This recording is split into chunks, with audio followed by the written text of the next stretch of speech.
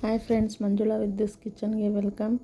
ನೋಡಿ, ಇವತ್ತು ನಾನು ಮಶ್ರೂಮ್ದು ಗ್ರೇವಿ ಹೇಗೆ ಮಾಡೋದು ಅಂತ ಹೇಳ್ಕೊಡ್ತಾ ಇದ್ದೀನಿ. ನೋಡಿ, ಮಶ್ರೂಮ್ನ ನೋಡಿ ಈ ರೀತಿಯಾಗಿ ಕಟ್ ಮಾಡಿಕೊಂಡು ನೀಟಾಗಿ ತೊಳ್ಕೊಂಡಿದ್ದೀನಿ. ಉಗುರು ಬೆಚ್ಚ ನೀರು ಸ್ವಲ್ಪ ಉಪ್ಪು ಹಾಕಿ ನೀಟಾಗಿ ಒಂದು 2-3 ಸರಿ ವಾಶ್ ಮಾಡಿಟ್ಕೊಂಡಿದ್ದೀನಿ. ನೋಡಿ, ಈಗ ನಾನು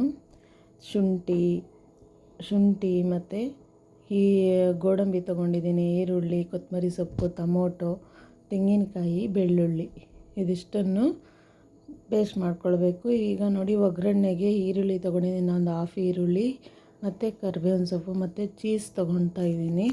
ಒಂದು 2 ಸ್ಲೈಸು ಚೀಸ್ನ ಹಾಕ್ಕೊಂಡ್ರೆ ಟೇಸ್ಟಾಗಿರುತ್ತೆ, ತುಂಬ ಚೆನ್ನಾಗಿರುತ್ತೆ. ನೋಡಿ, ಚಿಲ್ಲಿ ಪೌಡ್ರು 1 ಸ್ಪೂನು, ನನಗೆ ಖಾರಕ್ಕೆ 1 ಸ್ಪೂನ್ ಸಾಕು.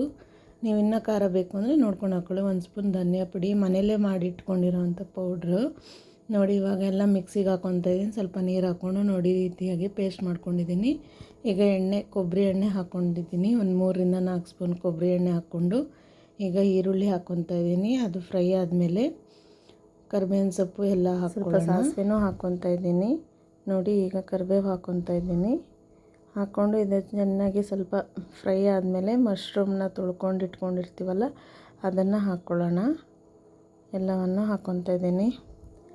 ಯಾರು ನನ್ನ ಚಾನಲ್ ನೋಡ್ತಾ ಇದ್ದೀರಾ, ಲೈಕ್ ಮಾಡಿ, ಶೇರ್ ಮಾಡಿ, ಸಬ್ಸ್ಕ್ರೈಬ್ ಮಾಡ್ಕೊಳ್ಳಿ. ನಿಮ್ಮ ಸಪೋರ್ಟ್ ಹೀಗೆ ಸದಾ ಇರಲಿ. ನೋಡಿ, ಈ ರೀತಿಯಾಗಿ ಫ್ರೈ ಮಾಡ್ಕೊತಾ ಇದ್ದೀನಿ. ಈಗ ಫ್ರೈ ಆಗಿದೆ. ಈಗ ರುಬ್ಬಿರೋ ಮಸಾಲೆನ ಅದಕ್ಕೆ ಹಾಕ್ಕೊತಾ ಇದ್ದೀನಿ. ಹಾಕ್ಕೊಂಡು ನೀರು ಜಾಸ್ತಿ ತೆಳು ಮಾಡ್ಕೊಳ್ಬೇಡಿ, ಸ್ವಲ್ಪ ತಿಕ್ನೆಸ್ಸೇ ಇರಲಿ, ಆವಾಗ ಚೆನ್ನಾಗಿರುತ್ತೆ. ರುಚಿಗೆ ತಕ್ಕಷ್ಟು ಉಪ್ಪು ಹಾಕ್ತಾಯಿದ್ದೀನಿ. ನೋಡಿ, ಈಗ ಉಪ್ಪು ಹಾಕ್ಕೊತಾ ಇದ್ದೀನಿ. ಉಪ್ಪು ಹಾಕಿದಾಗಿದೆ. ಇವಾಗ ನೋಡಿ, ಇಷ್ಟು ನೋಡಿಕೊಂಡು ಹಾಕ್ಕೊಳ್ಳಿ ನಿಮಗೆ. ಮತ್ತು ನೋಡಿ, ಇವಾಗ ಕುದೀತಾ ಇದೆ. ಮಶ್ರೂಮ್ ಬೆಂದಮೇಲೆ ನೋಡಿ ಚೀಸ್ನ ಒಂದು 2 ಸ್ಲೈಸ್ ಹಾಕ್ತಾಯಿದ್ದೀನಿ ನಾನು. ತುಂಬ ಚೆನ್ನಾಗಾಗುತ್ತೆ. ನೀವು ಚೀಸ್ ಹಾಕಿದ್ರೆ ಹಾಕಿಬಿಟ್ಟು ಅದು ಮೆಲ್ಟ್ ಆಗೋವರೆಗೂ ಸ್ವಲ್ಪ ಕುದಿಸ್ಕೊಳ್ಳಿ. ಬಿಸಿ ಇದರಲ್ಲೇ ಮೆಲ್ಟ್ ಆಗಿಬಿಡತ್ತೆ ಅದು, ನೀವೇನು ಅದನ್ನು ಕುದಿಸ್ಬೇಕು ಅನ್ನೋದಿಲ್ಲ. ಈಗ ರೆಡಿಯಾಗಿದೆ ಅದು.